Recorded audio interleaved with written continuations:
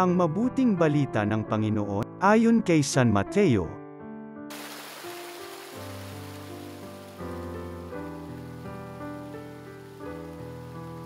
Noong panahong iyon, sinabi ni Jesus sa kanyang mga alagad, "Huwag kayong mag-impok ng kayamanan dito sa lupa, dito'y may naninirang tanga at kalawang, at may nakapapasok na magnanakaw.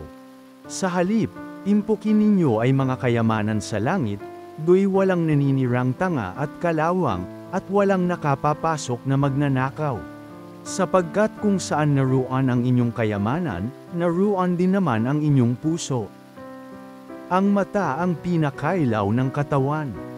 Kaya't kung malinaw ang iyong mata, maliliwanagan ang buo mong katawan.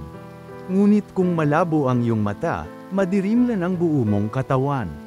Kaya't kung ang liwanag na nasa iyo ay kadiliman pala, napakadilim niyan." Ang mabuting balita ng Panginoon.